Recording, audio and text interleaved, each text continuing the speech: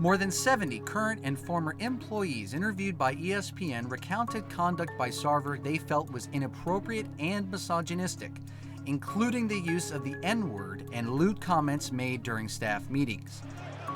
Former Suns head coach Earl Watson told ESPN that Sarver once used the slur after a game. "You know, why does Draymond Green get to run up the court and say N-word?" Sarver, who is white, allegedly said, repeating the N-word several times in a row. "You can't say that," Watson, who is black and Hispanic, told Sarver. "Why?" Sarver replied. "Draymond Green says N-word." "You can't expletive say that," Watson said again.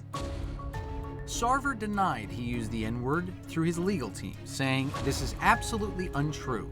Sarver said he talked with a Suns player who had received a technical foul during the game for using the N-word, questioning why he had received a technical when other players who say it do not. The player, through his agent, told ESPN that he does not recall speaking to Sarver that night.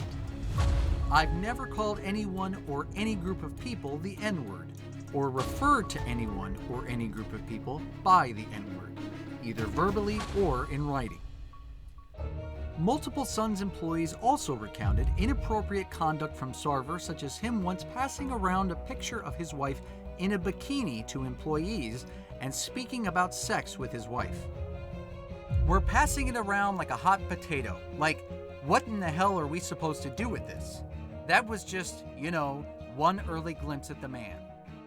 Sarver, through his legal team, told ESPN the moment has been twisted into something more nefarious than it was, and that he has never discussed his sex life in the office.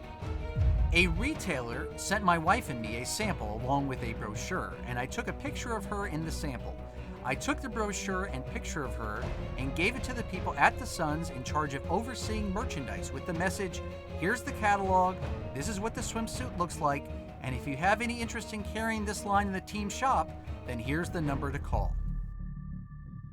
Multiple current and former employees also told ESPN about conduct by other members of the Suns leadership team that they felt contributed to the work environment. While none said Sarver was involved in those incidents, many felt that Sarver's own conduct contributed to a culture that affected how some other managers within the organization treated their employees. They said they don't know how no one has ever been held accountable.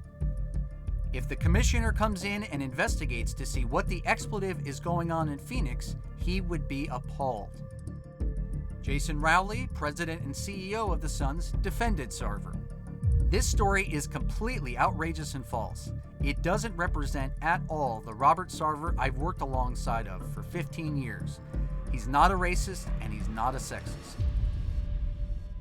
And for more, we're joined now by Baxter Holmes. Baxter, you worked on this story for a year. You spoke to dozens and dozens of people in the organization, current and former employees. What kind of culture did they describe, and to what degree did their characterizations conform with each other's? It was so striking in talking with them because there was a simple question that led to, frankly, just so many horror stories. And that question was, for current staffers, what is it like working there? And for former staffers, what was it like working there? And then you would hear all these allegations, things that they witnessed, things that they endured, and the toll on their personal life. But what was really striking to me was how many people from across this time span who worked in completely different departments and throughout every level of the organization, and spanning this distance of time of 17 years, shared these same types of stories of the same, and the pain that they shared, the toll on their personal life, seeking professional counseling.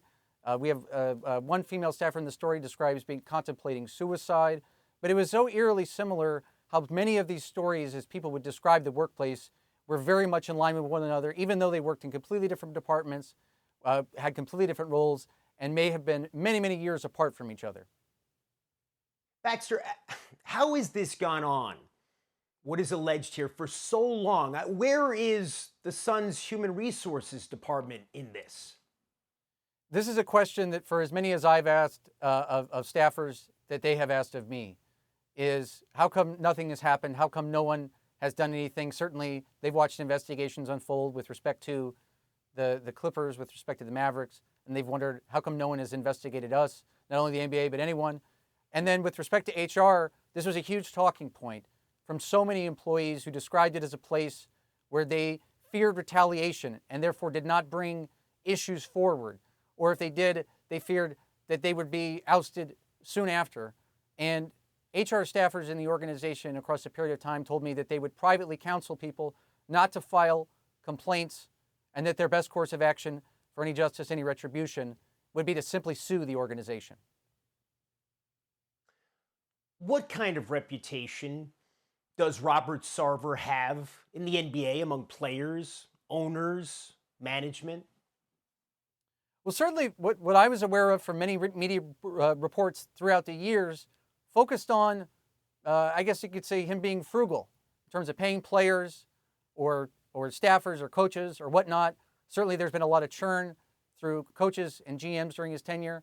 There's also been various stories that speak to his involvement in basketball operations, and if it ever crossed a line into something that was meddling and therefore impairing the team's ability to compete. But in talking to, again, a number of staffers, basketball operations on the business side throughout a 17-year period, it became clear that there was much, much more serious issues there beyond being frugal, beyond potentially meddling in basketball operations. What is the league going to have to do here, Baxter?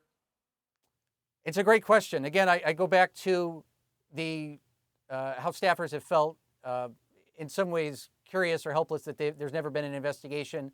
The NBA has told us that they've never received a formal or informal complaint, which again makes me think about how staffers have described fear of retaliation, even in reporting to their own HR department. I'm not sure what the league's next step will be, but certainly there is a sentiment amongst many staffers of hope that someone will be held accountable and that the culture that there can be some change.